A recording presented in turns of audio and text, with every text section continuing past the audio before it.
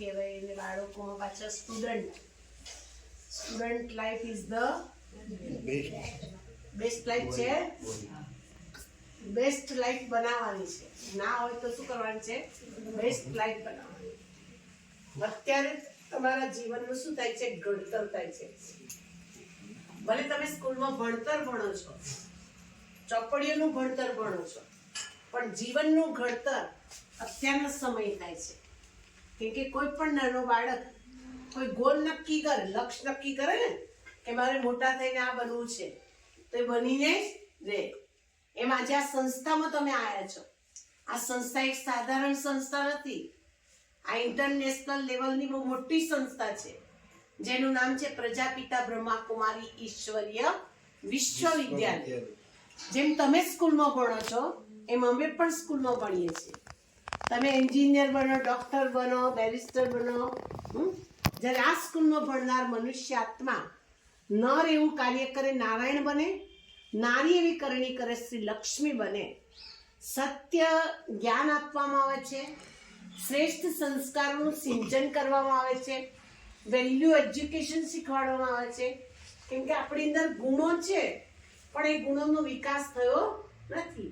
અહીંયા બેઠેલા કોઈ અવગુણવાળા નથી. કોઈનો કોઈ એક સદગુણ છે ને છે, અને એ સદગુણના આધારે આપણે વેલ્યુબલ બનીએ છીએ. તો આ સંસ્થાની અંદર મનુષ્ય આત્માને સાચો રાસ મળે છે કે હું કોણ છું, ક્યાંથી આવ્યો છું અને મારે ક્યાં જવાનું છે. આ કર્મ ક્ષેત્ર પર મારે કેવા કર્મ કરવાના છે એનું સત્ય ગીતા જ્ઞાન આપવામાં આવે છે. મહાભારતની સ્ટોરી, રામાયણની સ્ટોરી એ વાર્તાઓ કહેવાય. જ્યારે ગીતા જ્ઞાન એ કર્મની શું છે? ફિલોસોફી છે. કે અર્જુન તું તારું કર્મ કરે જા, ફળની આશા રાખીશ નહીં. જૈસા કર્મ કરેગા એસા ફલ દેગા ભગવાન. એ ગીતા કા જ્ઞાન. ભગવાન આવીને આપણને સાચું સાચું ગીતા જ્ઞાન આપે છે. અંધારું હોય અને દીવો પ્રગટે, કેટલો બધું અંધારું શું થઈ જાય? દૂર થાય.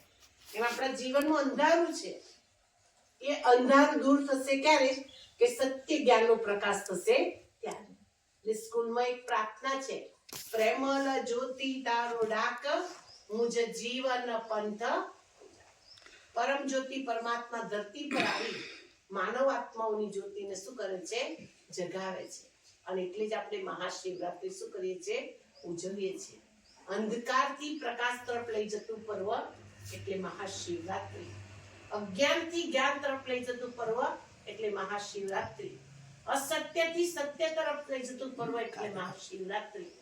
વિકાર, વાસના અને વ્યસનોથી દૂર કરનાર પર્વ એટલે મહાશિવરાત્રી. મહાશિવરાત્રીનું પાવન પર્વ માનવ આત્માઓની અંદર જાગૃતિ લાવે છે, અવેરનેસ લાવે છે. કેમ કે આપણે હજુ જાગતા નથી. હું આ બાળકને કહું, બેટા તું કાલથી ચૂટકી ના ખાઈશ, પણ એ ચૂટકી ખાવાનું, પણ જે દિવસે એની અંદર જાગૃતિ આવશે, અવેરનેસ આવશે, એ દિવસે એનું વ્યસન શું કરી દેશે? છોડી દેશે. આ સંસ્થાની અંદર આત્માને આદર્શ બનાવવામાં આવે છે. તમે બધા છો, ફાઇન છો, સરસમાં સરસ સ્ટુડન્ટ છો. હજુ બેસ્ટ સ્ટુડન્ટ બનવું હોય તો તમારે આ સંસ્થાની અંદર શું કરવું પડે? ભણવું પડે.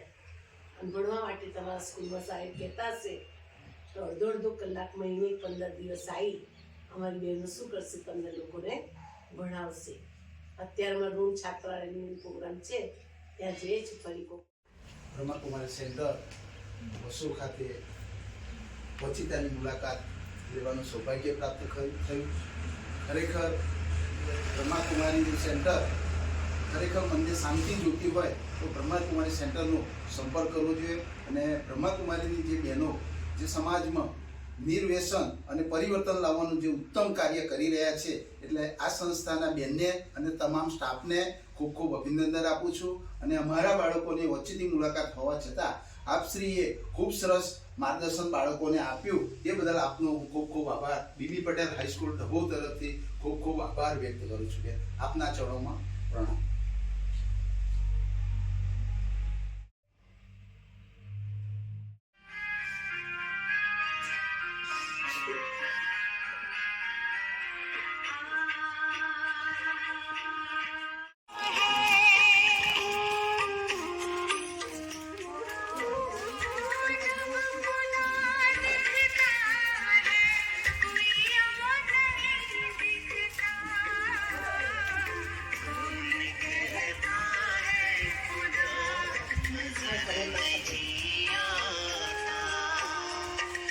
બેન સાથે